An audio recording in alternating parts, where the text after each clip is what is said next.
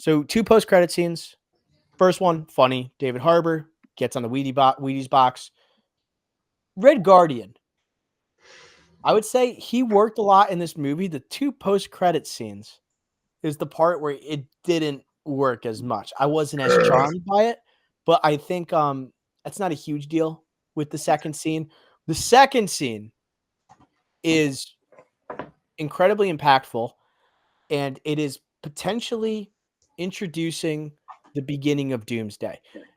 It is shot by the Russo brothers, who are at work on Doomsday at this moment. It's in production. It's shooting right now. It's due to release 2026. But it was shot, this post-credit, about a month ago, and that's why you have a lot of the Thunderbolts characters looking vastly different. Bucky's got long hair. So does Florence Pugh. She has like that Kid Rock mullet going on. You have Sebastian Stan looking like a hair metal band, like part of Def Leppard or Motley Crue or some shit. And you have a shaved like David Harbour, looking a little bit cleaner.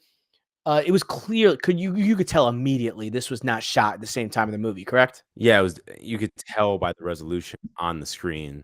Like this is more like what we've seen from the Russos, not just through the MCU, but through their other work, like a 21 Bridges or something. Like you could tell that, like, oh, is this the Russo brothers? And also, it's like you mentioned Sebastian Hair and the long hair, because we talked about the bold predictions and potentially Bucky dying and whatnot. Sebastian Stan's now bald, so the Thunderbolts definitely have finished their Doomsday production, test or whatever, production, whatever the Doom Schedule. They're done. schedule. Yeah, they're done. Shot their That's film. why They shot their scenes. I would assume that's the case, and maybe he's now moving towards another role of some kind. And his hair was a little like scraggly. It was like kind of like this guy also kind of buying into like, I guess, the older look of the Winter Soldier. He's got like the throwback type of costume. He's got like the star on his shoulder, just a little different version of it. But to me, it was just so obvious as this was shot by the Russo brothers. It's almost like this is what you can expect them to look like in the movie, with Doomsday. But I think also the post credit, they had a bunch of like Time magazine covers, headlines, newspapers, whatnot, talking about the reception of the new Avengers. And the new Avengers aren't exactly well received. They're not as big of a hit as back in 2012 after the Avengers took down the Chitauri. They're not rock stars. They are kind of polarizing heroes.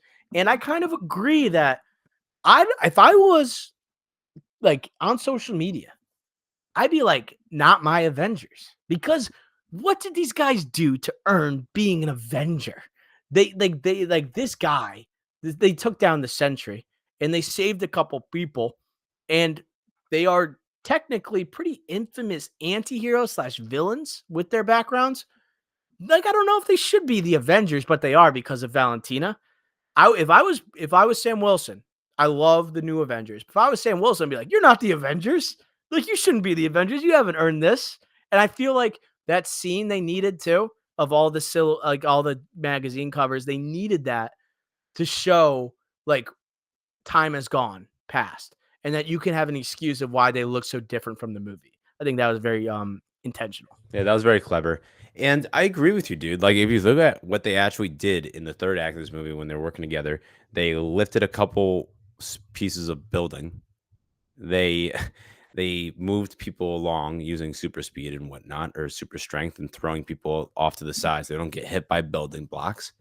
And then they hugged the guy. So, yeah, I'm not saying this is the 2012 Avengers that took on Loki and Odenheim or whatever the aliens. Save the world. You literally, like, you have freaking Hulk climbing buildings, taking on monster Stopped aliens. an alien invasion. Like, you don't have Iron Man. It's not even close, bro. It's not even close. So I agree, but I will also, I guess, will defend him here and say, Sam Wilson, you have zero rights suing this team for taking on the Avengers, because you had your chance, buddy. You had your chance to start your own Avengers. And are you even a true Avenger yourself? I know he's Captain America, so yes, but still, he doesn't have super serum. He couldn't take down Red Hulk, couldn't even compete. He kind of took, again, third act problem with a superhero, a super OP villain versus not like a average day-to-day human. He took him down by just a little poem or whatever it was, right? The rose petals. Bad third act, bad final battle, bad climax. So he has we have the same gripes with that character. He has no right suing. I think the Thunderbolts are a better hang than whatever Sam Wilson's team ends up being, and I'd rather see a movie with them. But if they were to fight, like, hey, winner, let's go like Civil War style, and winner of this fight gets to be the Avengers, like the Thunderbolts get their ass kicked. If they have like Shang-Chi on the other side, if they have like Thor, if they have Ant-Man, like I feel like they're all humans. You saw what happened when they went against a superpower being like Sentry. You can't like even like put up somewhat of a fight against like Sentry. The old Avengers, they would put up a fight. Thor is not going down easy against the Sentry. You know, he is a god. But the thing is about Sentry, he's all 6 of the Avengers put into one. Therefore, would be a great opponent for the Avengers. No? So Yeah, I feel like, yeah. You take out Sentry and it's just the Thunderbolts, and it's again like the current Thunderbolts where it is right now without Sentry. And you look at, all right, who are the current Avengers right now, right? And you don't include Thor, like our original Avenger there, that's still, you know, modeling around the universe. So who is a part of this group? You have Shang-Chi and the 10 Rings. The 10 Rings on their own will defeat this group. So if you take out Shang-Chi, who else do you have? Doctor Strange. Doctor Strange on his own would beat this group. So again, Sentry, what he did on his own, defeating these guys, like obviously he's the best of the they're getting best. murked. Like the But Thunderbolts there's other people on the other side by themselves against these 6 guys or 5 guys that would win. Black Panther, Shuri, that would be that. Now we're getting interesting. Ant-Man, we're getting interesting, right? Who Captain else? Marvel? Captain America, obviously. Sam Wilson, he would get murked on his own. He needs a team Captain around him. Marvel. But like, dude, I don't know if you think Brie Larson's coming back. I think she will for Doomsday. I do. It's too big. Okay, then her on her own easily over Yeah, I'm this just saying team. how powerful Hulk. Yeah, Yeah. So it's just forgot about him too. they would get murked, but the Thunderbolts are just more fun to watch, I think, We would root for him. The underdog than story. that rendition of the Avengers. I do like a lot of those characters that are on that other side, but with Sam Wilson leading it versus Yelena, I'm taking like a sequel of what I want to see. I'm going Yelena. I think we should also talk about the idea of this shuttle that is storming into the atmosphere. This rocket that has the iconic Fantastic Four logo. Ricky, did you get spoiled when you were watching the credits when Michael Giacchino's Fantastic Four theme popped up before the post credit? No. I got spoiled. I saw it. I'm like, oh, that's the post credit. It happened literally right before the credits are rolling, and in the song's music, it says Michael Giacchino's Fantastic Four theme, and then it goes literally a minute later, post credit. The only reason they have the post credit is for you to read that stuff, and they spoiled that in the post credit or in the credits. Make that post credit in the middle of the credits. That's all you have to do. You still can show that Michael Giacchino's Fantastic Four theme is in this movie, but why don't you tell us after you see the post credit? You spoil it. That just is, to me, terrible. And like, you're doing everyone a benefit if you're showing it before the very end. You're not making everyone stay until the end, because everyone knows after you see the second post credit, you're gonna Google are there only 2 post credits in Thunderbolts? Yes. Okay, now I get to go. But the whole people there a little extra and to spoil it, that's wrong. So I knew there were 2 post credits going in. So I was kind of locked in on crafting my tweet immediate reaction to the movie. So I was not actually reading the credits, like the actual line by line items. So sorry, but I totally agree with you. If I were you, I would be pissed too. And also that kind of leads into bold predictions a little bit, because I think we overhyped these post credits big time, because I don't think this was a great post credit. So this is where, you know how we talked about Taskmaster? We didn't want to give Marvel too much credit. Like, no, they're not going to kill her. They're trying to do some misdirection here. I'm starting to think the same thing for this rocket that's entering the 616. It has the Fantastic Four logo on it. If I wanted to think too hard about it, I'd be like, that's not really the Fantastic Four on that shuttle. It might be like Franklin Richards on that shuttle, or it's like Doctor Doom is on that shuttle. Thinking. But I'm like, sometimes the MCU is just going to tell you what's happening. Just like it was telling us that Taskmaster won't be in this movie. The Fantastic Four are on this shuttle, and this is going to lead the first scene in Doomsday when they land. And then you're going to have the new Avengers going to this space type of incident. And then you have like the Avengers led by Anthony Mackie going to meet the Fantastic Four. Boom, that's the beginning of Doomsday. Yeah, I agree. And again, it follows the formula. We talk about formulas in the MCU. It would follow a similar formula of Thanos. Yeah, because that was Infinity War. Ragnarok right into Infinity War. I think that might be it.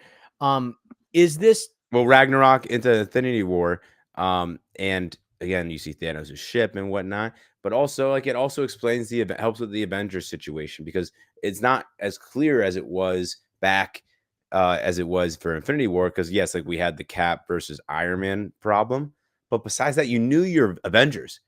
Now, like we don't really know the situation, and we're not gonna know until Doomsday, and it's kind of a bigger deal because like Sam Wilson suing? Like That's dumb. it's a huge like looming question mark that they just threw into this into this potential into the doomsday where we didn't need it anyways because there's so many other question marks like how Thor is going to get back here, how's this and that going to happen. There's already so many other question marks. We really didn't need this BS with a Sam Wilson. Yeah, I think it's just setting up a rivalry between the two Avenger teams, and it sets up the future of the MCU a little bit. Do you think that this post credit tells us that Fantastic Four First Steps is going to be like a disaster movie? Like it's going to end terribly? Do you think it's kind of telegraphing that it's going to be Galactus that has the last laugh? He consumes the world of the Fantastic Four, and the Fantastic Four are then leaving to go to another universe, another dimension with the 616. Do you think that kind of signifies that? It's a hint at it, but I don't think it's a guarantee because there's so many other elements that could be at play here. And especially you mentioned a Franklin Richards character. Like that's a huge like it could be that. I think Could it be Franklin Richards is the only one on that rocket and they are trying to save him from Galactus and like Galactus a needs Superman storyline, that would be crazy like if the MCU did Galactus that. and sees the power of a Franklin Richards with a pregnant Sue Storm and then wants they want to protect Franklin, so they send him to the 616. And the 616, they're already going through they kind of set up Doomsday too, not just with this space shuttle that's coming in, but because of Florence Pugh, her Yelena Belova mentions there's some space like incident that already has happened. I assume this is an incursion. This is where I was kind of confused. Like, okay, where is all this stuff going to come in? There's incursions happening, which could be connected to what happened at the post credit of the Marvels and the end of the Marvels in the X-Men world. So it might bring the X-Men in through this space type of experience. Maybe the X-Men are already there, and we just don't know. And then you have the anchor beings from Deadpool and Wolverine. Finding out who is the anchor beings of these universes, I think is going to be super important. And then we're off. Anchor beings, incursions, and what's happening with the Fantastic Four. So It's interesting that Feige comments came out this weekend about, oh, hey, like we don't want to have every film be a homework assignment. That rumor gets out, and obviously you're talking about incursions, anchor beings. That's a lot of Loki. That's a lot of Deadpool, Wolverine, TVA. So I think that's interesting going into Fantastic Four, going into two Avengers movies. So you have that part of it, but then also there's a lot of freaking shit we gotta figure out still, and we have no time. So Fantastic Four, I just hope it's less like explaining like things like an incursion and whatnot. And still, again, like what this movie did focuses on its character arcs, especially in an ensemble movie, a group movie like the Fantastic Four, Marvel's first family.